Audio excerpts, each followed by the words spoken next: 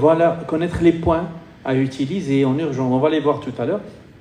Et ça permet une grande efficacité prouvée par des études scientifiques. Donc je vais un peu avancer parce que comme ça on aura... Donc il faut savoir, il y a des études qui ont prouvé, aussi bien chinoises qu'européennes, même en France, en urgence, ils permettent la réduction remarquable de 20% du temps de stabilisation hémodynamique chez les patients admis en salle de déchocage pour choc septique grâce à l'intégration de médecine traditionnelle chinoise, puisqu'il y a une amélioration significative du confort du patient, réduction notable de l'utilisation d'anxiolytiques. Il y a des points anxiolytiques qu'on peut utiliser.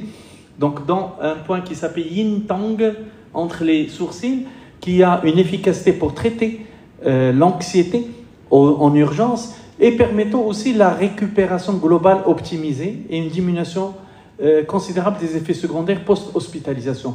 Il faut savoir que quand on utilise l'acupuncture couplée à la médecine moderne, on utilise moins de médicaments conventionnels, mais aussi ça permet de raccourcir la durée d'hospitalisation des patients. Et quand on met des aiguilles, il y a des sécrétions, on va le voir tout à l'heure, d'endorphines, mais aussi de sérotonine et de dopamine, prouvées par des études scientifiques.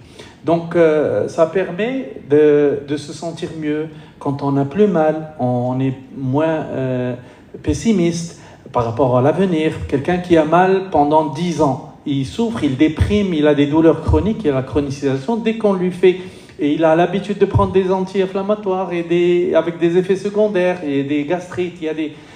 Et quand on leur fait de l'acupuncture, il y a une efficacité rapide avec moindre effet secondaire. Donc, c'est ce qui est important en salle de déchocage. Donc, il faut savoir, c'est l'exemple d'un hôpital qui existe à Shanghai, qui s'appelle Yongyan.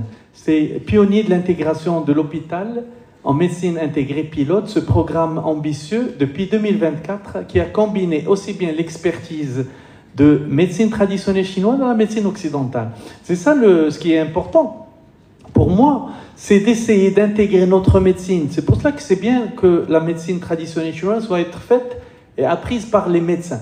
Parce que nous avons des notions d'anatomie, de physiologie, de pharmacologie. Couplées à cette médecine traditionnelle chinoise, on peut trouver des ponts pour pouvoir diminuer les effets secondaires avec une grande efficacité. Surtout en urgence, pour les douleurs aussi bien aiguës que chroniques. Comme a dit le docteur Bourima, c'est l'apport global, la globalité. On peut traiter d'autres maladies.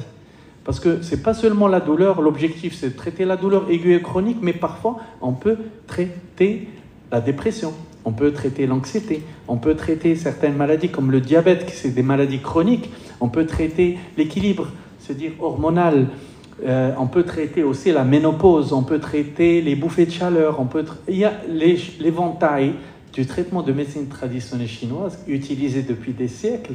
Il est énorme. Et maintenant, les études scientifiques s'intéressent à cette véracité du dosage hormonal. Donc, on va le voir tout à l'heure. Donc, on n'est plus dans le traitement symptomatique. Efficace. Traitement de fond.